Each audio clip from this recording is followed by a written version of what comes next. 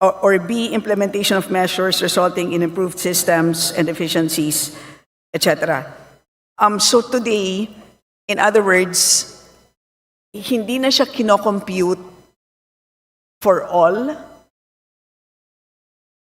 Yun na ngayon ang practice ng DBM.